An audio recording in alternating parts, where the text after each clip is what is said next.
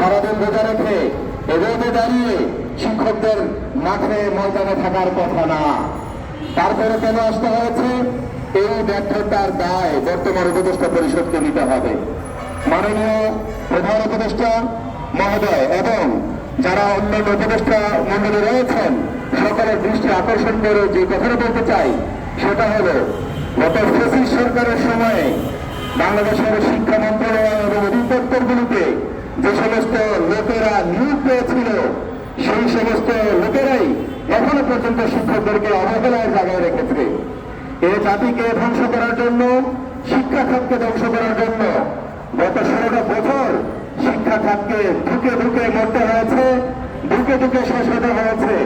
কারোর ধারাবাহিকতা এখনো বিদ্যমান আছে। এই জন্য যারা রাষ্ট্র ব্যবস্থায়, রাষ্ট্র কাঠামোতে যারা আছেন তাদের দৃষ্টি আকর্ষণ করব, এগুলো খতিয়ে দেখেন কোথায় সমস্যা, সেগুলো সংশোধনের ব্যবস্থা করেন। আপনাদেরকে একটু দৃষ্টি আকর্ষণ করতে চাই, এক সময় আপনারাও ছাত্র ছিলেন।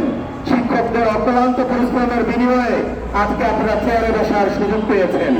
সুতরাং আপনাদেরকে যারা শিক্ষা দিয়েছেন সেই শিক্ষকদের কি অবস্থা সেটা আপনাদেরই খোঁজ দিতে হবে।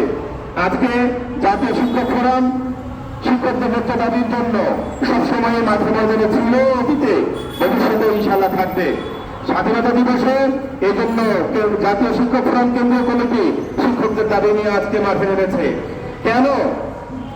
যেখানে সারা দেশের মানুষ ঈদ উৎসব নিয়ে ব্যস্ত, ঈদের আমেজ খুশি নিয়ে ব্যস্ত, সেখানে শিক্ষকরা কেন ঢুকে ঢুকে কান্দবে, কান্না করবে, অজরে আড়ালে থাকবে? এই জন্য শিক্ষকদেরকে এই যে হয়রানি করা হচ্ছে, গত 3 মাসের বেতন বকেয়া রয়েছে, দ্রুত সুষ্ঠু সমাধান করে শিক্ষকদের বেতন পরিশোধ এবং ঈদের উৎসবদাতা পরিষদের জোর দাবি জানিয়ে আমার বক্তব্য এখানে শেষ করছি।